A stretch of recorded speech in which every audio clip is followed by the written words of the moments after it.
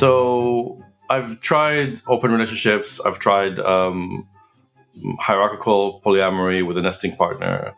And I eventually settled in the last 5 years on solo polyamory as the relationship dynamic that really suits me as a person, that feels the most authentic to me, and where I feel I'm fully seen, fully loved for exactly who I am, and where my values of freedom and autonomy are really welcomed. Welcome to Normalizing Non-Monogamy, the podcast where we interview incredible people from all over the world to hear their personal journeys of self-discovery through the lenses of love, sex, and relationships. Our mission is to show people that they're not alone and to inspire them to embrace their true selves so that together we can open minds and live authentically without shame. We believe everyone's story is powerful and beautiful, yet it's important to remember that everyone does life a little bit differently and that the views and opinions expressed by our guests do not necessarily reflect our own. Additionally, we aren't doctors. Please consult a medical professional for anything regarding your health that you might learn about on the show. Enjoy! Well, welcome to episode 323. We're Finn and Emma, and today we have a conversation with Roy. Roy was actually previously on our podcast back in May 2021 in episode 182 with his partner, Jesse, and he decided he wanted to come back on, which was amazing, and share an update to his story. Yeah, this is a beautiful conversation, which again, he's still with Jesse throughout this conversation, but he wanted to approach the conversation and talk a bit more about his journey in solo polyamory and why that's a good fit for him and sort of how he came to find that and how he moves through that world. And so it's an amazing conversation, and we're just really, really grateful to Roy for reaching back out and for coming on the first time and for coming back on. Yes. And a quick reminder that Roy is also a relationship coach and counselor, which he'll talk about. His company is Open Relating. Links to his work are in the show notes. Yeah, when he came on last time, he was still sort of in the final phases of finishing up schooling and his training. And yeah, he's been doing it now for a little while. And yeah, we're super excited to get his work out there as well. One thing we did want to note up front here is a trigger warning around a conversation that happens about 40 minutes into the interview where Roy talks a little bit about his experience in an abusive relationship and a toxic relationship from a few years back. He doesn't go into detail about what happened or get really graphic about it, but he does talk about it, and he does talk about the emotions and the feelings that he had around that and how it has impacted his moving through non-monogamy and his experiences in solo polyamory. And so we just didn't want to surprise anybody with that. Again, it lasts for a few minutes and it's at about the 40-minute mark. So if that's something that you should be aware of, please be aware of it. Yes. Thank you so much, Roy, for everything that you shared and coming back on. We're excited to get this episode out there and share it with the world. For anyone who is a premium subscriber, we're going to jump right into the interview with Roy now. And for anyone else, we're going to go through a couple of announcements. First announcement is the premium subscription that Emma was just raving about. That can be found at our website, normalizingnonmonogamy.com. That's where you're going to find all of the things we're about to talk about. But on the homepage, if you scroll down to the bottom, you will find links to sign up there. It is a couple of bucks a month. And with that, you help support the show and you get to skip all of the announcements up front. But do not worry, we will still share the important dates and information in the outro so you don't miss those. Next up, we have our next virtual meet and greet coming up on Friday, January 26th. That is next week. So go and sign up now. Mark your calendars. Join us for 2 hours of virtual fun, opportunity to meet a lot of like-minded people and just enjoy conversation. These are open to anyone. All you must be is open-minded and respectful. To sign up, go to our website, normalizingnonmonogamy.com, and click on the events tab, or actually right at the banner at the top, you can sign up right there. That banner is amazing. Yes, it's a good looking banner. It is. Yeah. I went to banner school to put that together. Okay. It was like a weekend course. Okay. That's a solid course, I guess. Below that banner and next to the events tab, you'll see the community tab. That is a great place if you are looking for a little bit more beefy community action. Maybe just a meet and greet isn't enough for you. You would love to have people in your life who are like you all day, every day. This is the place to find it. We have people from all over the world, all over the country who come together every day to support one another, to share their experiences and help support each other. So if you would like a little bit more of that in your life, we have monthly Q&A calls. We have a men's group. We have a women's group. And again, there's ongoing chat. You know what? We also have, Emma, An in-person meetup. yes, we just last weekend, we'll say. Yes. We had our in-person retreat, which we're trying to do annually, maybe even twice a year. We did one in Atlanta just this past weekend. We don't know how it went because we're recording this before the weekend. I was going to say, full disclosure, it hasn't happened yet. But we're going to assume it was absolutely incredible. And nobody got stranded because of all of the winter storms. By the way, Winter Storm Finn, what the fuck? Yeah, I know, right? I mean, clearly it's spelled way different with two N's, but how fitting. We did have a chuckle about that. So anyway, we will give you more of an update next week on how that went, but we're assuming it was amazing. We're assuming all 50-ish people made it safely and had a blast. So thank you to everybody who's listening to this that was just there. And we hope to see you all at the next one. And you can join virtually in the meantime. To do that, you head again over to our website, click on the community tab. You'll find all of the information there, and it's just a couple bucks a month. And finally, while you're over there on our website, again, checking everything out. You're checking it all out. Go to the resources tab, click on stdcheck.com. It is our favorite way to get tested for STIs. Using the links there on the resources page gets you $10 off a 10-panel test, making it only $129. Plus, using that link supports the podcast, supports us. We really, really appreciate that. And you also get to know your sexual health status. In like the easiest way possible. This is the service that Emma and I have used for years because it is so fast, it's so simple, and we absolutely love it. We wouldn't tell you about it otherwise. And with that, a final reminder, reach out to us, send us a voicemail, send us an email. We would love to hear from you. If you want to be a guest on the podcast or if you have any feedback for us, questions, thoughts, just reach out to us, let us know. Yeah, I would just say this is the best time of year to come on the podcast. Like it's a fresh year, fresh start. Yeah, at the beginning of the year. You're thinking, what am I going to do with my 2024? Well, you're going to tell your story on a podcast. Why not? And this is the podcast for you. Why not? Why not? With that, we are going to jump into the interview with Roy. We will see you all on the other side. Let's go. Welcome back to the podcast, Roy. We're really excited to see you again and excited to talk to you again today. Thank you so much for being here and reaching out. Yeah, it's nice to be back. Good to see you. It's been a few years. Yeah, it's been a few years. Yeah, and a lot has happened since then. So it's great to have a little catch up.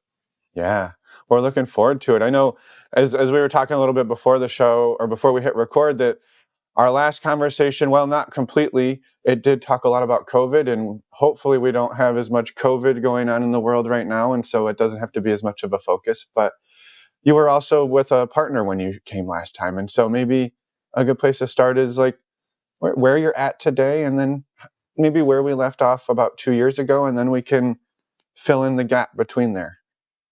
Yeah, so I can, I guess, do it backwards.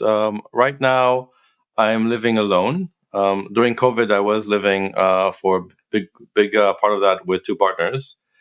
And afterwards, once things open up, they moved back to their places. And since then, I've been living alone. I identify as solo polyamorous. And I'm currently in 4 ongoing relationships that I would consider committed. And 3, we would basically call ourselves partner. With the 4th one, it's still in discussion. We're still figuring out what to call it.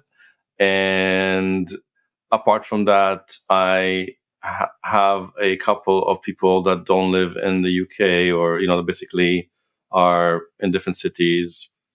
I guess you can call them comet relationships, where we meet up every few months and spend time together. And it's really nice, but there's no obligation or commitment for staying in regular contact or knowing exactly when we'll see each other again. But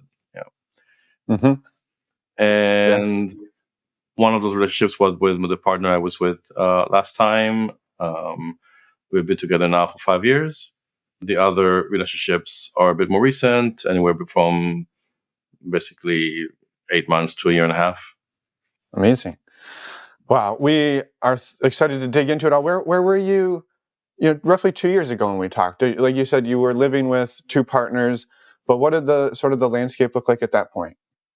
So at that point, I think it was just out of COVID, and in the first lockdown, my two partners. At the time, I had two partners, and they both moved in with me, and did that through the first lockdown. After that, one partner moved back to her place, the other one stayed for a little longer, and then she moved back. I think at that time, I had two regular partners for 3 years, and still open to other connections and a few casual connections too.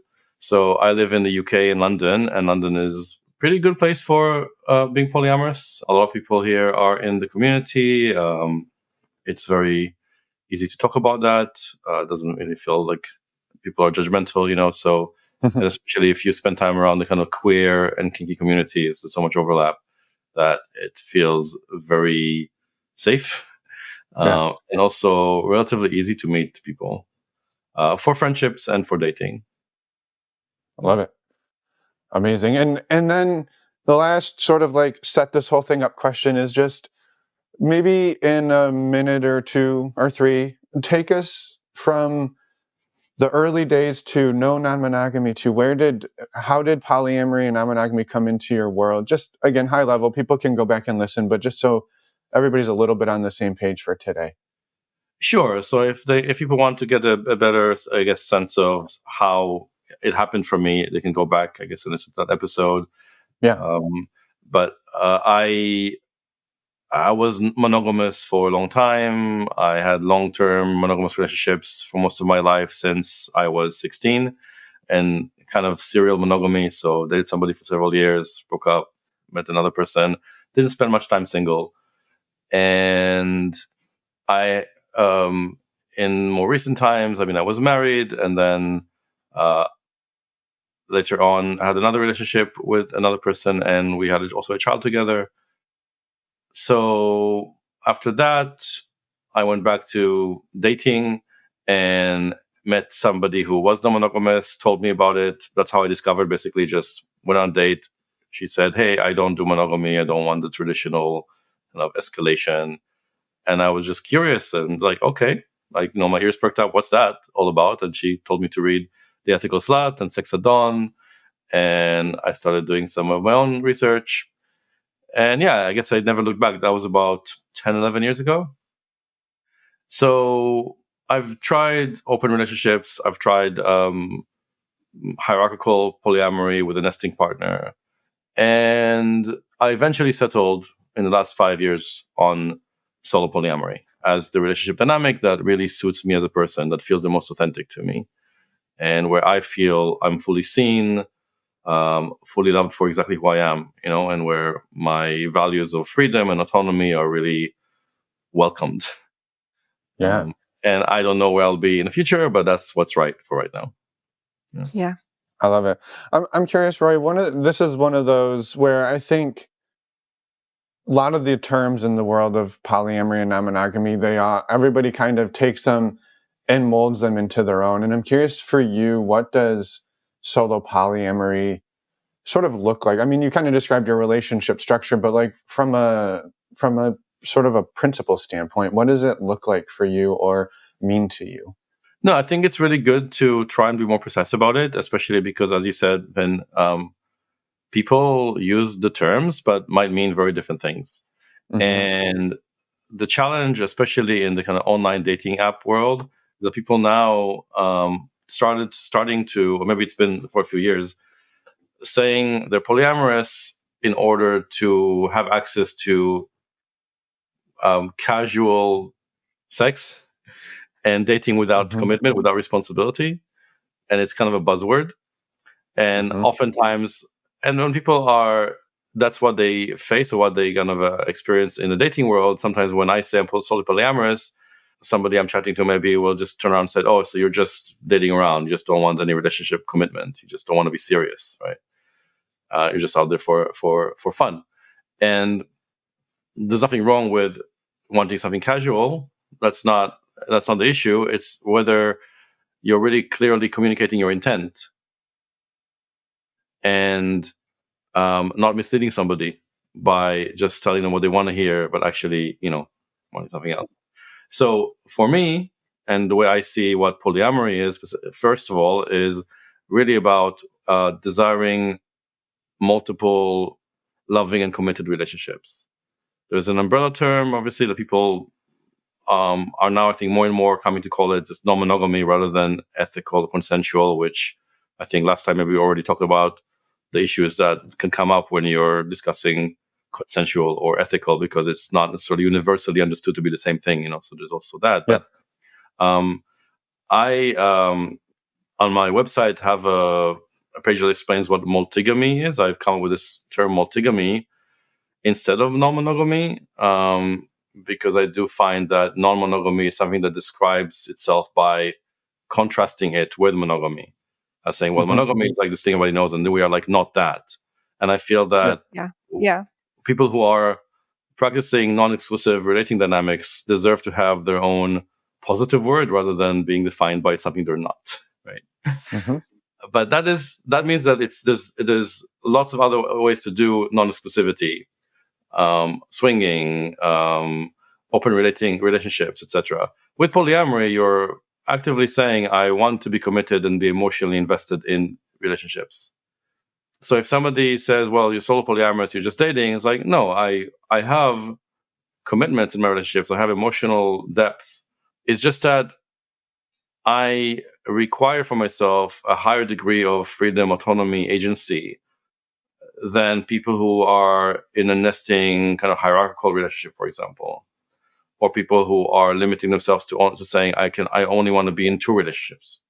I don't want to limit myself to a number of relationships or what they might look like, right? And I feel that by saying solo polyamory, I'm saying I have a relationship with myself. I take care of my own kind of needs for regulation, for emotional support. And at the same time, I am invested and committed to my partners. It's just that we don't see each other as often as people who live together naturally, but we don't have a desire to necessarily. Like, we're happy with seeing each other once or twice a week.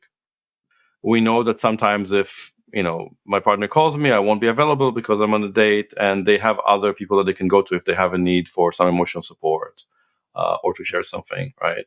But also that as soon as I'm able to, I will support them if they need something because I am the partner. So in terms of like the emotional connection, it's no different than somebody who's in a monogamous relationship or hierarchical polyamorous relationship. Yeah. Thank you for explaining that and really describing kind of what it looks like for you. Yeah. Yeah, I love too that it is so varied, I think, right? You kind of described, right? You have a partner from everywhere from 5 years to a few months. And then within that, there's a variety of depth and how frequently and what looking like people sees, right? And it's not, okay, if I want to be partnered with Roy, it's this cookie cutter mold and I just apply it to everybody. It's just, no, this partner and I, we do it this way, and this one and I, we do it this way. And you dropped it in there. Like, it's about how we communicate and how we decide together what this looks like and what our lives can support. And I think I think that's a beautiful way to do relationships of, romantic, but also friendships, right? And familial relationships, right? Rather than being like, well, hey, we're family, we have to do these things, and being like, well, we're family, but like, what actually makes sense for us? Or, hey, we're friends, what actually makes sense for us to be friends? And so I love that model. So I appreciate it. Yeah, it's something I've really tried to apply, and a lot of it comes from the Relationship Anarchy Manifesto, where it's exactly that. It's you essentially look at every connection you have, and you decide what kind of relationship values, dynamics, meaning it has for you, regardless of what society might see it as, right? Like, even if I was, for maybe logistical reasons, practical reasons, living with a partner, that wouldn't necessarily make them a priority for me or create a hierarchy. Like, for me, this idea in solo polyamory is also that there isn't a hierarchy.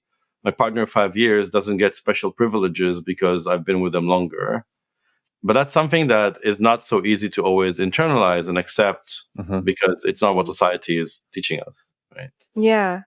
Have there been challenges for you with that? Can I just really quick add one thing before that question, Emma? Yeah. And that is just to clarify too, right, that not every partner gets exactly the same thing, right? You said like my partner of 5 years doesn't get special treatment because they've been my partner for 5 years, but they might get different treatment just because of your connection, but not because it was longer. So like you're Exactly. not saying, right, that they all have to look the same. It's just you're defining them individually based on their individual needs. Exactly. And I guess I can go into what that looks like. So my partner of 5 years knows me better than somebody who I've known for a year, for example.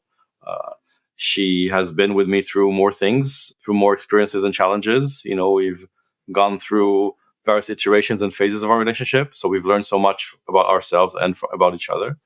And there's a certain level of intimacy, of trust that I've built with her over that time.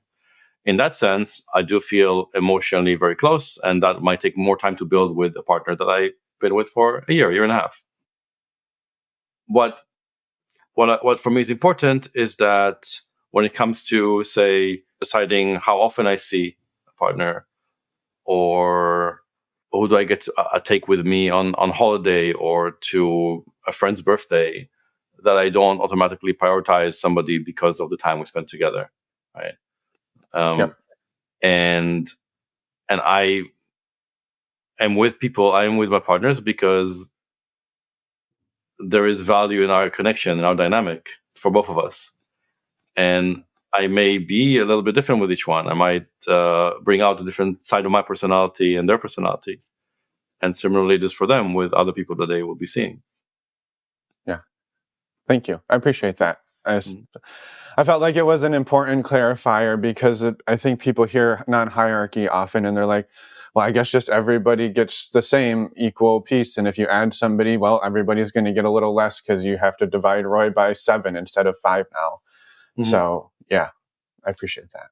Well, it is. I think it is definitely something that's always important to really talk about and address head on in the relationship. So, for example, for my partner of 5 years, who is the one that I was on your podcast last time with, she had to adjust to being with a person who has one other partner to being with a person who has 3 other partners, right? And it's still a big adjustment because you're talking about all of a sudden, of course, I'm going to have maybe less available time. Mm-hmm. We may not be able to see each other randomly on an impulse because we both happen to be free, because I need to kind of plan my time better now. And there might be more events where one or more of my partners will be there apart from her, right? Which wasn't the case before. So there's a lot of things that she also has to adjust to if she, or chooses to, to be with me. And I also want to be sensitive to that, and being willing to also sit with her and support that process. And it hasn't always been easy, especially if I start to fall in love with a new person. And I think that's where some of the old kind of anxieties and insecurities can come up, right? Yeah. And how I deal with it and how I support her is also a really important part of this. Yeah. And I'd like to point out too, it doesn't sound like you made that switch like immediately. Like you didn't come to her and be like, we're going from 1 or 2 people to 4 people today. And you got it. Like, it sounds like it was a gradual change that you have, or at least the conversations around it, maybe. I don't know. I might be reading into this a little bit more, but since you said it's been a little, I can imagine why, like the challenges. I would wonder if you could just dig into that a little bit. I think it would have been easier if it was more gradual than it was. Actually, what had happened is that post-COVID, a lot of things changes. So we started getting more social. There was also all this energy that wants to connect with people. It wasn't just that, I've lived together with 2 partners for a couple of months, and after that still was only able to see them. I was only able to see my partners. I couldn't see other friends at all, right? You only choose a small number of people to kind of bubble with. So we all had this desire to be more social, or, well, me more probably because my partners are quite introverted. But it would have been nice if it was more gradual. But actually, 2 partners like joined the scene in relative quick succession. So it was actually a lot for her to process, and I totally understand that, and really have a lot of admiration for how she dealt with that, in terms of not suppressing, feeling some fear and anxiety around it, but coming and talking to me about it, wanting to have these conversations, so she can make sense of that and be okay with that. And if I had dismissed it, if I hadn't sat down and listened to even like difficult fears that she was raising, then I think that it would have made things worse.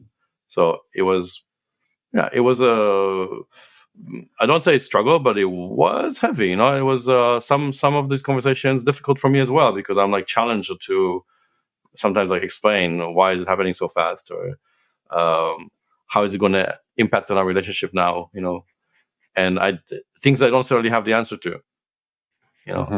Like if you're in the process of falling in love, sometimes it feels very insecure, very much like you're falling, and I don't know where it's heading. But I also know that part of the thrill and I guess part of the excitement and part of the joy of being polyamorous is you get to experience this multiple times in your life. Mm-hmm. And I wouldn't want to not have it. Yeah. But it comes with responsibility to your existing partners, for sure. Yeah. I'm glad you said that, right? And it was a great question, because I think, right, when we talked about a moment ago, right, well, each relationship sort of gets what it needs, and we have that conversation, and that makes it sound like you just go and have a quick conversation and away you go. And it's like, in reality, no, like what you want and what a partner wants, they may not align. And now you have to sit and go, okay, well, we don't necessarily want the same thing, or maybe we want the same thing, but one of us can't do the same thing. And so like, there's so much that goes into that negotiation and agreement around what you're going to actually do with the feelings and the time and all of it. Yeah. And I think that the way it's handled also sets the tone for how these relationships will run and manage themselves alongside each other. So, for example, for me, it was quite important. As soon as I knew that a relationship I have with a new partner is something kind of sustainable, something that will stick, I would want to make sure that they meet my existing partners. That there is an opportunity to meet. It doesn't have to be orchestrated as like, let's all meet together at a round table and share. Induct a new member. Yeah. But like seize an opportunity for a party, an event, a social or something, and let them meet and basically have an independent kind of assessment of each other that isn't related to me, or that it's kind of colored through my lens, And we were able to do that pretty early on, and I think it really helped. And since I've had these new partners, we've also had a few times where we would all meet up for dinner or a picnic last summer. And yeah, and it's really lovely. Just one anecdote is after my birthday, we met up for dinner for my birthday with 3 partners, and my long-term partner started off by saying, "Look, I already heard a lot from Roy. I know what Roy's going to say, but I want to hear from you. So he can kind of sit there and shut up. But like, I just want to actually get to know you." I love it. Yeah, and you just spurred a question. This is completely random, but last time we talked, we talked about how you were trying to turn 50, but you weren't able to because of COVID. And I have to ask, did you ever celebrate in the way you wanted to? I did. Yes, I did. It took 2 years, so I had to delay it twice. But eventually in 2022, I managed to stay 50 until then. And then had a beautiful whole weekend of celebration outside of London, and it's like really lovely private retreat, and with 20 of my friends, including my 2 partners at the time, and also friends that came from Europe, from lots of places, and yeah, it was amazing. And oh, that's awesome! Worth the wait. Yeah, that's amazing. It just spurred that memory, and I was like, I have to ask. I love it. Yeah, it was. Yes, and I think that's also for me was such a great place where I could also communicate with my partners that when I'm there, I want to be with everybody. So actually, my friends are just as important to me to be there than my partners. There's no necessarily a preference, and I would spend time with everybody kind of equally. And because I love everybody. Yeah. And I mean, the key with that is communication, right? Telling people up front, like, and that this is what this is what's important to me. This is how I'm going to go into this weekend with, treating everyone and just being myself more than anything, right? Being myself. And I just wanted to talk to you about that so that we're both on the same page and you're understanding. Yeah, and it's important to also notice, especially for people who have this kind of very strong people pleaser part, is that sometimes you're going to say things and your partner would not like to hear it and would not actually feel good about it. But that's not a reason to not say it, right? Because at the end of the day, it is your truth, and when it's out there, they might say, "Well, I don't like it," or "I'm feeling upset by it," and then you talk about that, and you figure out a way to make that work, so you don't have to conceal a part of yourself or withhold it, or suppress it.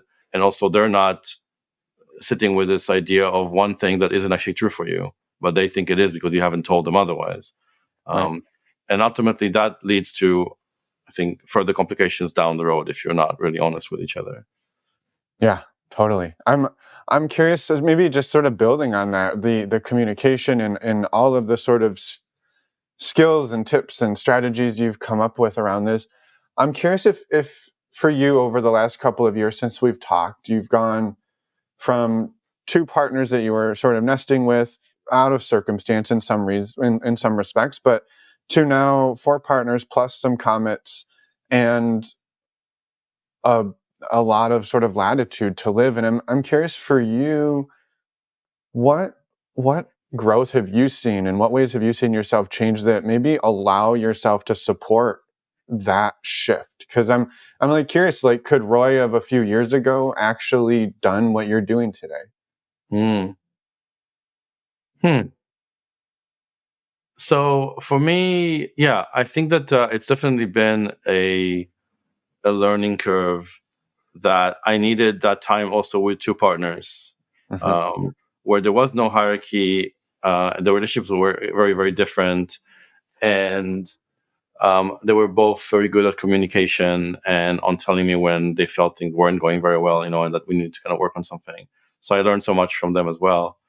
And I think I needed that because before that, and I can go into it a little bit more in a bit, I was in a relationship that looked like a primary nesting relationship, where it was I never really got to the point of having another partner in the 3.5 years we were together. Not for lack of trying, but I think that the Roy of then would not have been successful at all at communicating my own boundaries and needs very well, and often would just go along with whatever my partner wanted to do, so just to keep things smooth and to not rock the boat, because that would have felt just too risky. And now going into new relationships, and I have dated other people where it didn't progress into a sustainable relationship, but ultimately it was because I could say right in the beginning, hey, this is who I am. This is how I'm in relationships. This is these are my values. This is what commitment means to me. It doesn't look like maybe other more traditional kinds of relationships. And if I'm starting to have feelings for somebody, I can tell them I would like to have more commitment relationship with you. I'd like us to see each other regularly, to be vulnerable with each other. And also at the same time, I don't want to limit either you or I in exploring other connections. And for some people, something in what I said didn't fully match their own expectations or their own needs and desires, right? But by being upfront with it, they can say to me, no, I don't think I can give you that, or this is not what I really want. Some people might want more security. Some people want more casual, which then that I want, right? Well, we talk about it, and then we can see, okay, it's been nice, it's been fun. We had a nice time for a week, a month, 3 months, and ultimately we don't want exactly the same thing, and that's okay. So we just decide to part and either stay friends, or if there isn't enough common interest for friendship, to basically say goodbye and move on.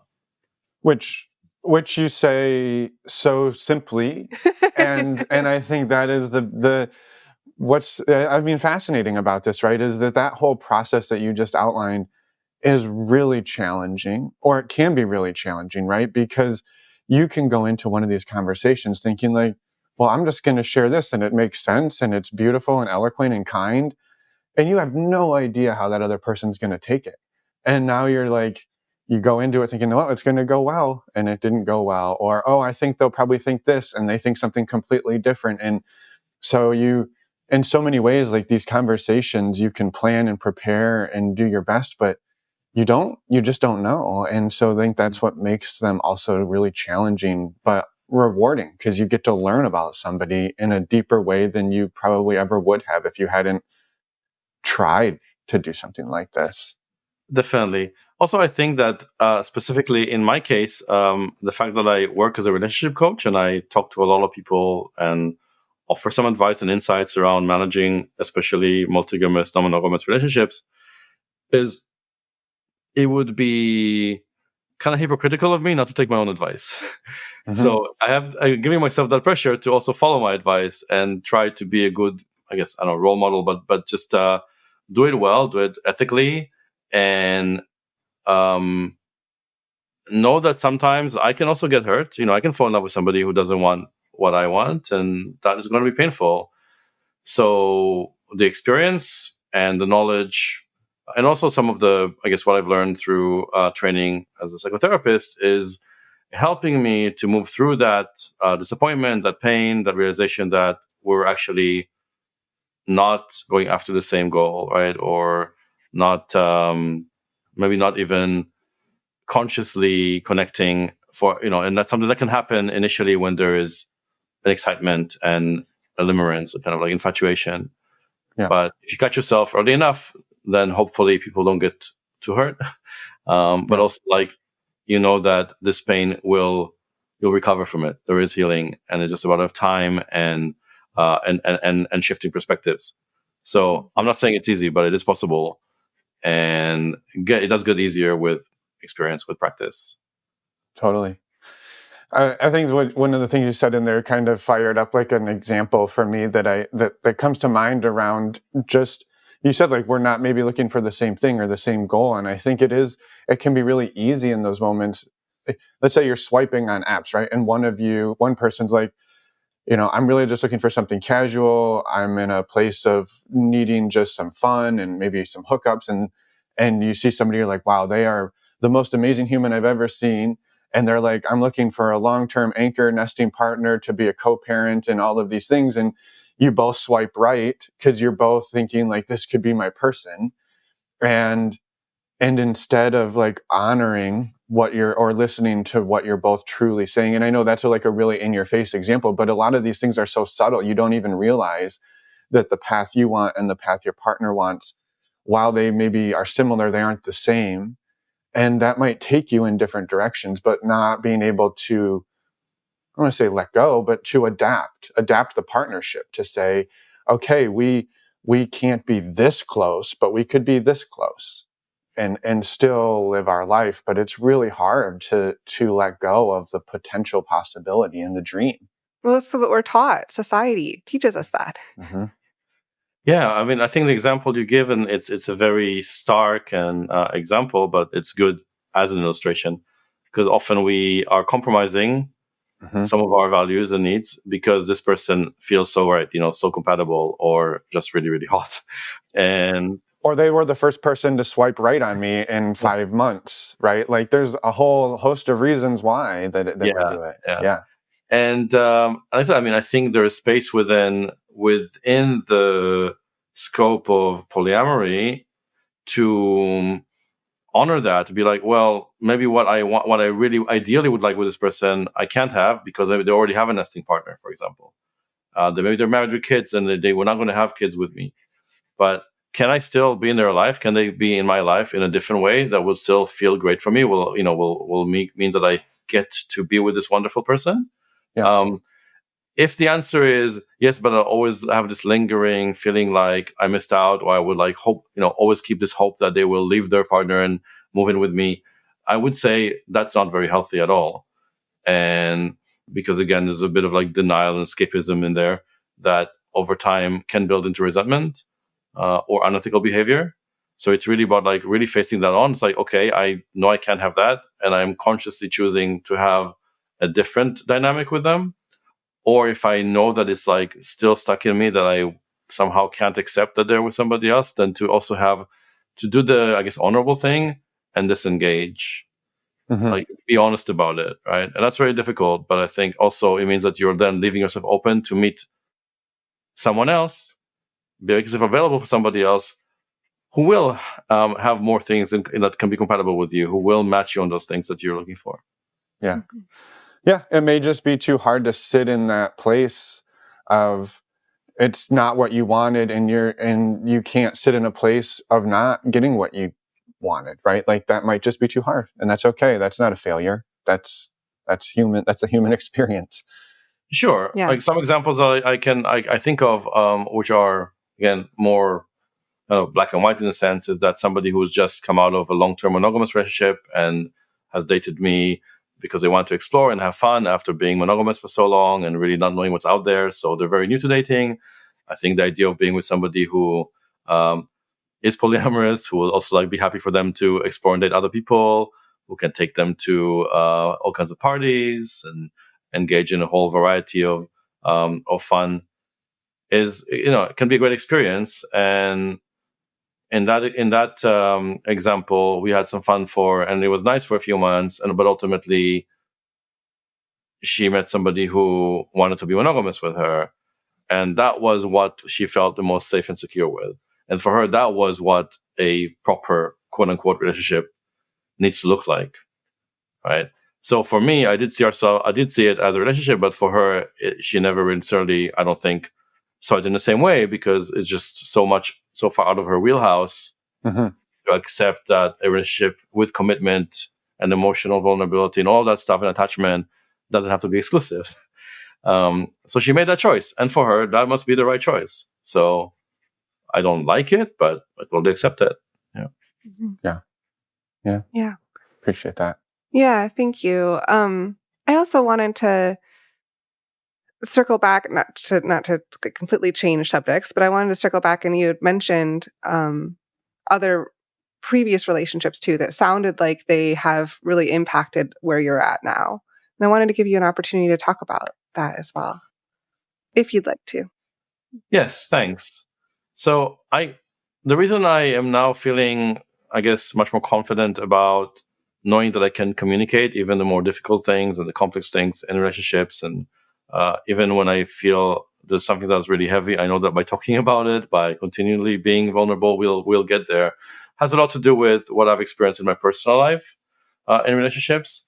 As I said, I've been monogamous for a long time. Some of those relationships were not very healthy because my own patterns were ones that, at the time, I think saw me being quite a people pleaser, as well as and quite somebody who needed to be needed by my partner. Right. So often I would choose partners who I felt needed me, or that I could like somehow rescue. Right. And that was a pattern that I needed to really face head on, and then go to therapy to really unpack and fully heal. And the relationship I mentioned, where I was kind of nesting for about 3 years with a polyamorous partner, was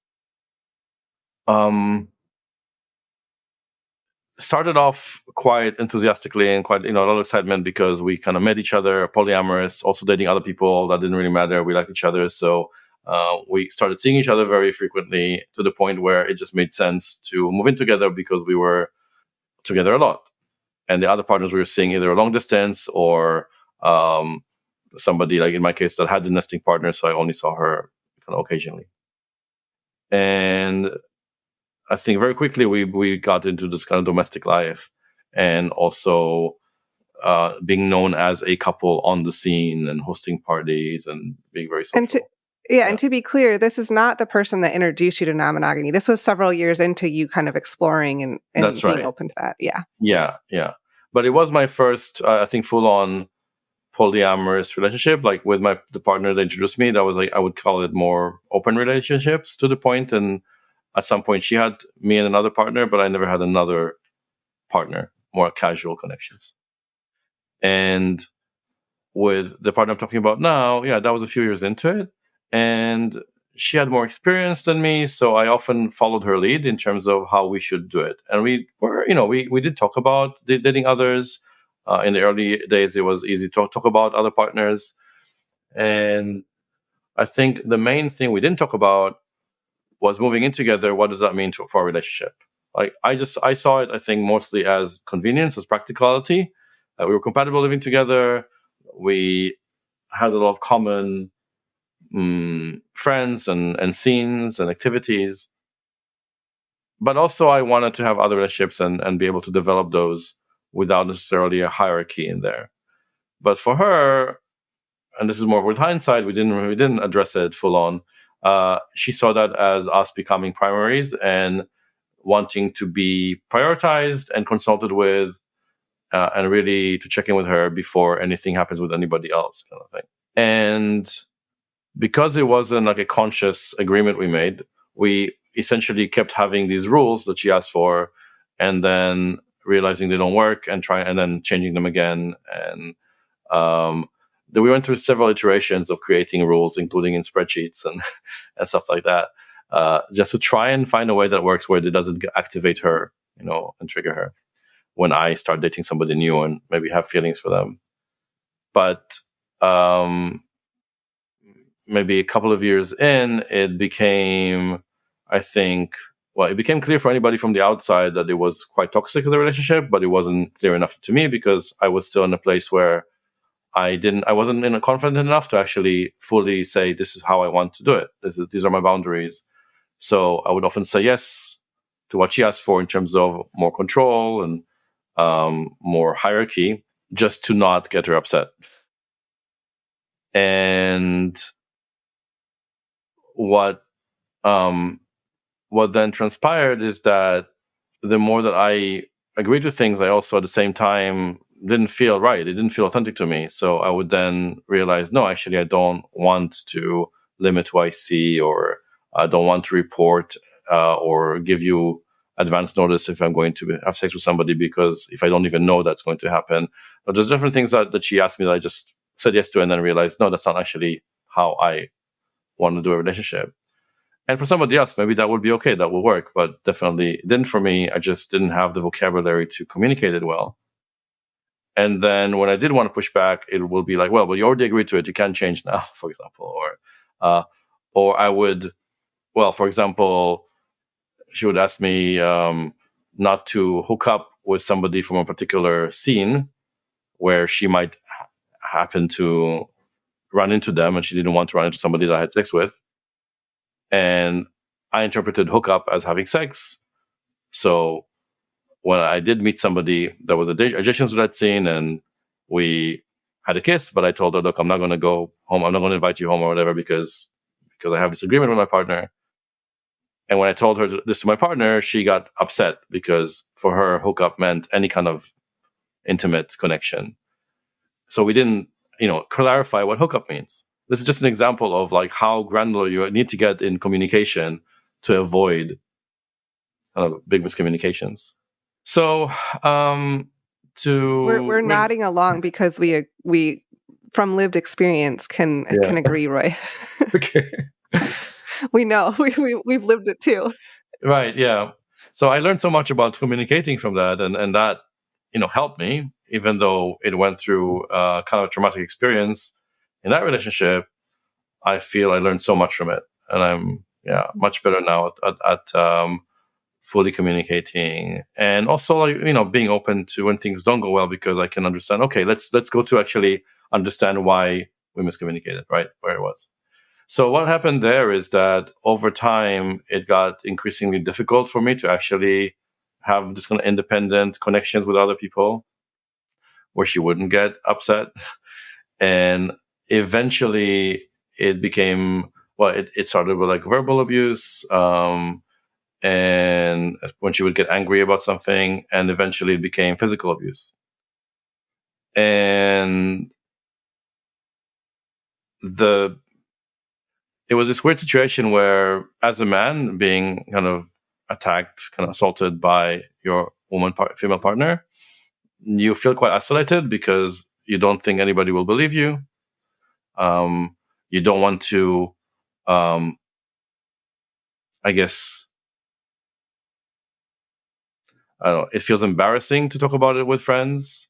A lot of the friends are common friends, so I didn't know if they would also believe me.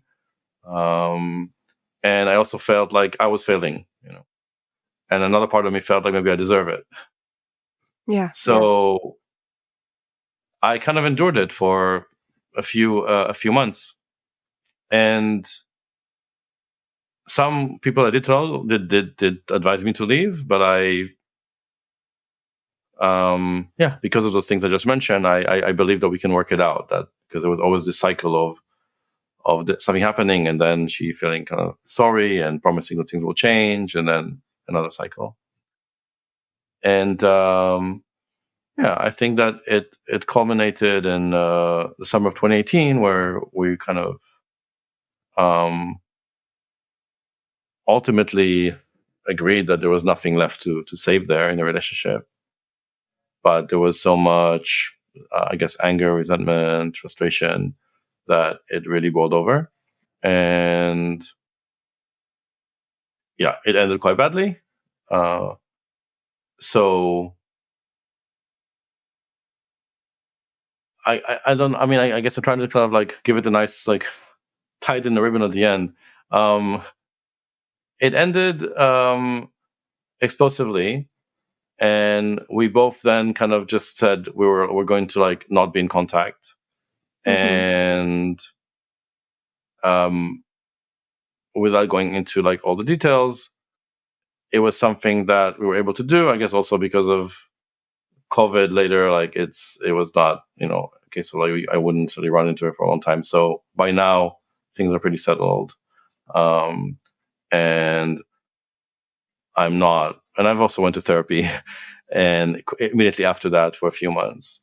So I think the therapy, being in that place immediately after it happened, really helped me face the parts in me that kept me in that relationship. That instead of just saying, no, this is totally unhealthy, I'm going to walk away, was somehow thinking I can fix it. Right. And the other thing I learned from that is when I met my the two partners after that, is to first be vulnerable and open about it. Be like, hey, this has happened to me, because by talking about it, it's just easier to heal. And also to communicate that I don't want any kind of hierarchy. I don't want to live with anybody, which I can see as a reaction to what happened when I did live with, when I had that same relationship. Which is why I'm saying right now it still feels right to live alone, but it may change in the future. And to just be very upfront about needing my freedom, right, and needing somebody and wanting to be with people who wouldn't try to not just like not control me, but also to kind of celebrate that I'm a free person, and be happy for me if I feel good about a new relationship. And that doesn't mean that that's always easy. I don't know if I will always be happy if my partner has a new partner that they are now excited about and maybe prioritizing even temporarily because you have NRE, etc. Right? And or for example, there was one time where both me and my partner started dating the same person, and initially it was kind of exciting. It wasn't a triad; it was just we were just dating the same person separately. But then that person decided to continue dating my partner, but not me. And it sucked initially. It didn't feel good at all. But also I was really happy for my partner that their relationship was going really well and going deeper, and she was getting what she wanted out of it. Right. So that's the thing about, I think, compersion, that it can coexist along other emotions, along negative emotions. I wouldn't say I wasn't jealous, but I was, I guess, envious that for them it was going well and not for us. But I also accepted. I mean, by focusing on being happy for my partner, it made it easier to deal with my disappointment. Yeah. So for like, the way I see that period of being in what I can now, I guess, call a toxic and abusive relationship it was a crash course in how to communicate and what not to do in relationships. And also, when I meet somebody now, I really try to figure out if they are somebody that I can be safe disagreeing with, safe having an argument with, that I can trust them to be fully honest with me about things going not well for them, but not necessarily projecting that on me, right? And it goes to this whole idea of like nonviolent communication, of basically not saying you did this to me or you made me angry, or it's like this happened and these are my feelings. Can we talk about it? Yeah. So it's a very different approach, and one that I found creates less drama and brings much more connection, much more intimacy into the relationship. Yeah. Thank you for sharing all of that and for being open and vulnerable in talking a little bit about that relationship. And I'm really sorry that happened. It's awful. And I appreciate how you shared how you grew from it and have learned. And I also appreciate you mentioning and talking about, like, I think so many of us, let me back up a little bit. Like, at the time that you got into that relationship, you had a lot of life experience. Like, you've been an adult for a while, and like you've had a lot of life experience. And I think so many of us go into relationships, or just in general go through life of like, oh, if X, Y, or Z ever happened, I would do X, Y, or Z, and like with that confidence. And then something X, Y, or Z happens, and we don't do what we think we would because of, for whatever reason, because of people pleasing, our own background, our own experiences, trying to figure out, like, we actually care about this person, trying to navigate it. And then you find yourself in a situation and you're like, I don't know how to do this. And looking back, like, I appreciate you bringing in those threads of like the feelings that you were experiencing in that moment of isolation, because we don't know what to do. We think we do often beforehand, but then it actually happens. Something like that actually happens, and it can feel, very isolating and very unknown of where to go. So, and how, like, knowing almost that you need to get out, but you don't know how. Yeah. And so I just really appreciate you touching on that.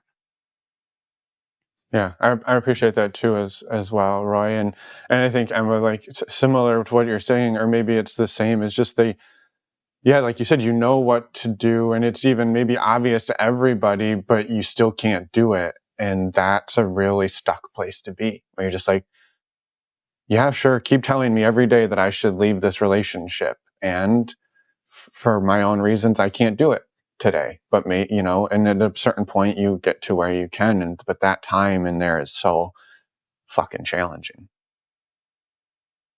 Yes, but I think there's a value for having friends who will tell you what they see, who will really tell you the truth. Oh yeah. Totally. And I appreciate the friends that did tell me, even if I didn't listen at the time. Eventually, when I started connecting the dots, I think it did help me, to deep.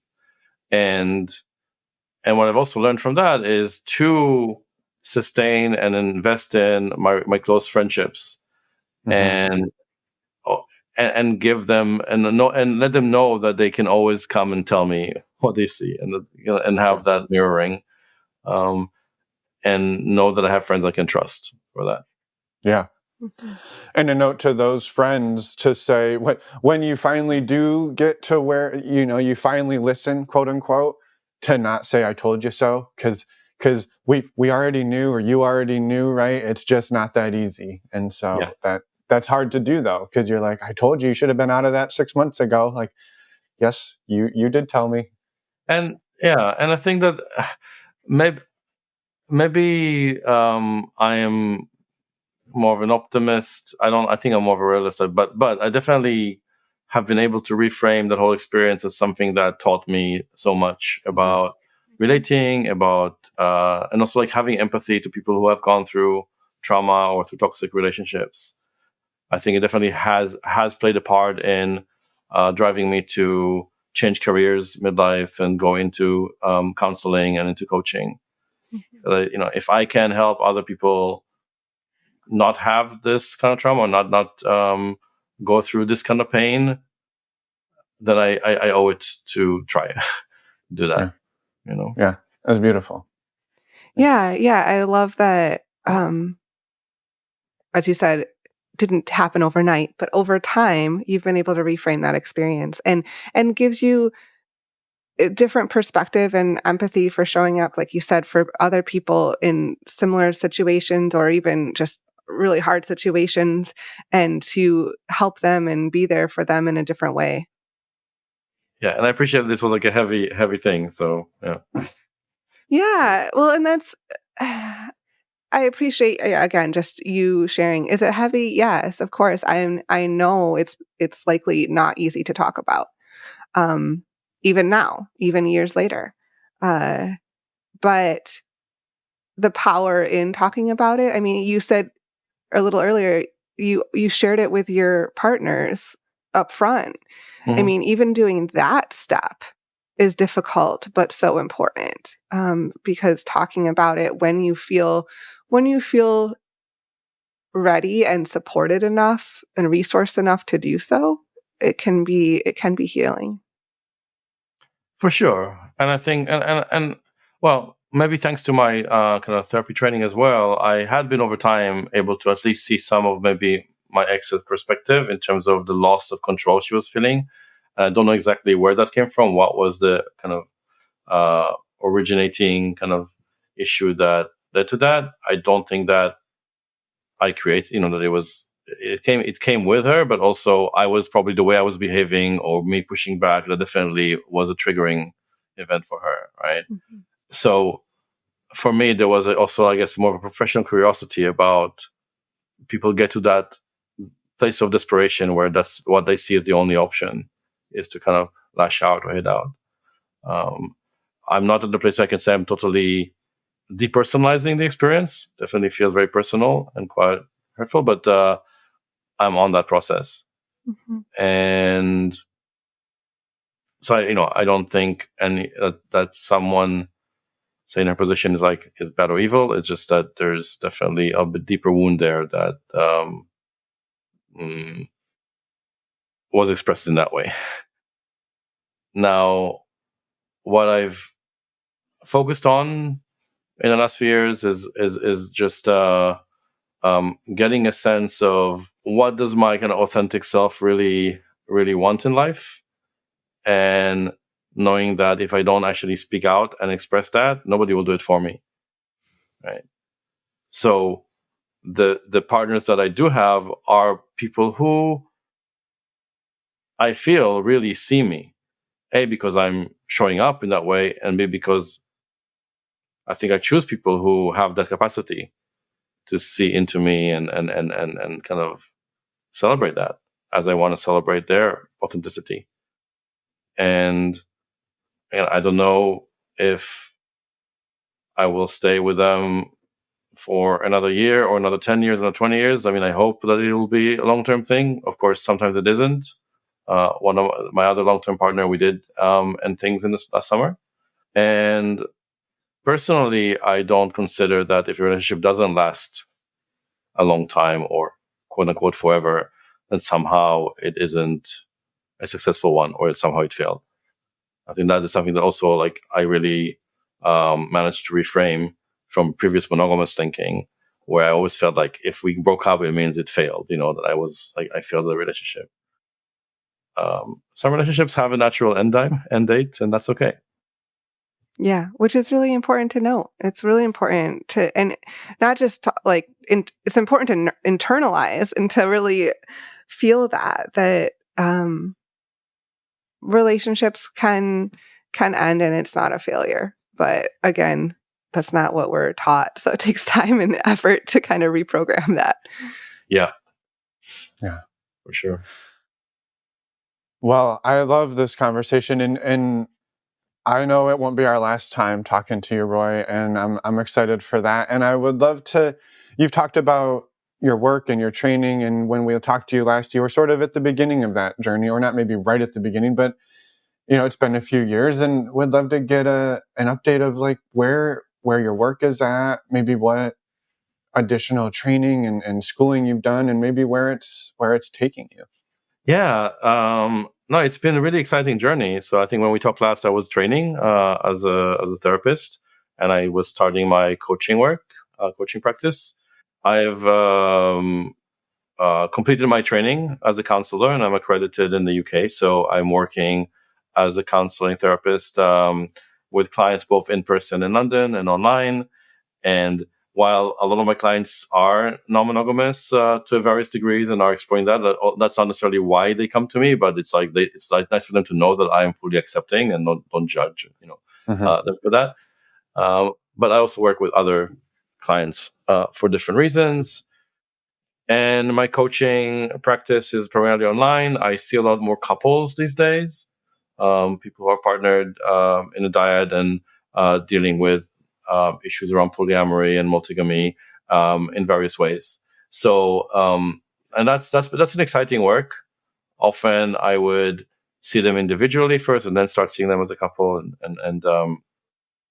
and work on the issues, and just like help with communication, with setting boundaries, with creating good agreements, and learning that kind of language of really radically and compassionately being honest with each other. So that's been going. That's kind of ramping up. I continue posting content on Instagram because that's actually a lot of my clients find me there, and not as maybe regularly as I used to, because I have all this other work going on. And one thing that, since we opened up everything post-COVID, I really love hosting and facilitating workshops and things in person. During COVID, I did quite a few online things, and I still continue with a monthly online peer support for open relating for the small group, very accessible and affordable way of like people coming and like just asking questions, sharing stories with each other, learning from each other, as well as getting some insights and some group coaching. But I am focusing much more on in-person workshops, and I've been doing them in London and also in Manchester, Nottingham, and Bristol, and in Berlin as well. So that's something I really love, that energy of working with the group, in real life. So I have done some consent and boundaries workshops, and also something that's becoming very popular are play fighting workshops. And that is just such a great way of being fully in your body and learning about how your body responds when you're in the flow and without thinking about everything, without the filter of the mind. It can be very fast, but it's also very playful. When I say play fighting, it's not necessarily competitive wrestling. It's basically a container where you can bring out your inner child, your kind of primal self. You can play with different energies with another person, and you learn about how to communicate your body's needs and boundaries without necessarily speaking, non-verbally. So I see that people often just release so much stuff that they've been like holding on to really tight in these spaces because they're not in their mind, they're in their bodies. So I really enjoy very different type of work, but it's nice to have that. It's quite compatible, so I've got this different sides of me that I get to express in my different projects. Yeah, I love it. And that's amazing. I was going to ask you to expand on play fighting, so thank you for doing that. Yeah, it was amazing. And I'm glad you came into our world, Roy, and that we, like Emma said, we just learned about play fighting. I mean, I think it's self-explanatory, but also in a therapeutic sense, like it's a totally different world. And so I'm excited for that. I'm excited for your work, and I'm excited to have more resources for people. So thank you for being that. Yeah, and you have some online courses too as well. So I have what I've done is over the last few years, I've done quite a few online workshops and talks, and I've kept them on my website. So there are videos available where people can download them from the website around jealousy, introduction to polyamory, lots of different things that are available there. I've also have some audio talks and podcasts, and I've been writing articles over the time. So there's a whole blog with, I think quite in-depth writings on relationships. Not necessarily only polyamory and non-monogamy, but just on relating more generally. And in December, I did a workshop specifically for couples and opening up a monogamous relationship. And my intention is in 2024 to offer an online course specifically for opening up from monogamy. Awesome. And it's something that which should be available on my website to sign up to. So, and then, over time, I'm planning to probably do more, but it's, like I said, at the moment, my priority is more real life workshops. It feels that that's where my energy wants to go. But there is stuff on my website, and if people want to look it up, it's openrelating.love.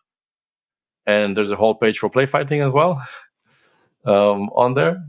And hopefully people will get to experience that, because for me, it's been a real game changer in how I think of my body and how I am in my body. Awesome. Well, links to all of your work will be in the podcast show notes, as always. And thank you, Roy, for just everything that you've shared and for this conversation today, for reaching back out to us, and for all of the work that you do too and are putting out there. It's valuable, and just really appreciate it. And I just wanted to give you an opportunity too. Is there anything else that we didn't cover today that you wanted to get out there? I don't think so. I do want to, I guess, really speak my appreciation to my partners. I get so much value out of also their mirroring and their reflections back to me, and also learning from their lives and how they manage things. So I'm often in awe, and an appreciation to everybody who is, including yourselves, who are doing this really important work of normalizing this for what I see as a very valid choice, but also an orientation for many people that often it's quite a struggle to fully express.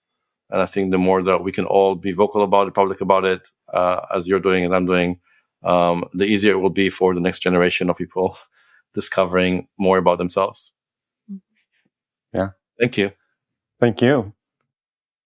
And maybe with that, we just say have a wonderful evening for you, and we're going to start our day. So that's the way time zones work sometimes. Yeah. Thank you so much, Roy. Enjoy the rest of your day, and hopefully we will talk again soon and get another update in the future. Yeah, I hope so. Take care.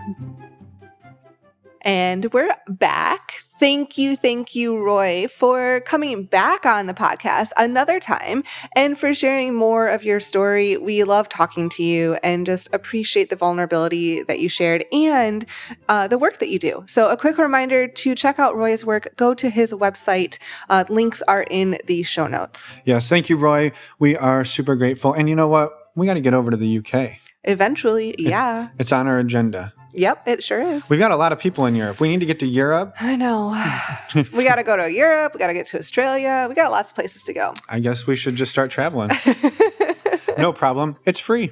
Yeah. Or something like that. Something like that. Anyway, we wanted to remind all of you that we have our upcoming virtual meet and greet, which is next Friday, January 26th. It is free, or it can be free, and that is a good way for you to travel all around the world and meet amazing people free. Yeah, it's actually pay what you want, which means it can be free if you wanted to. And it's a way to virtually meet people, like Finn said, from around the world. Including us.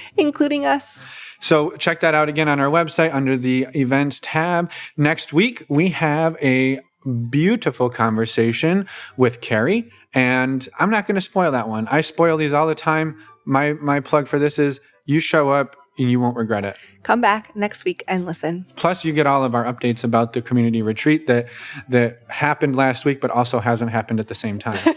Because it's magic with the recording timing. Magic. All right, everybody, we will see you next week. And until then, we hope you all take care. Stay warm, stay safe, stay happy and healthy. Yes. I'm going to keep going. I was waiting. Bye, everyone. Thanks for listening.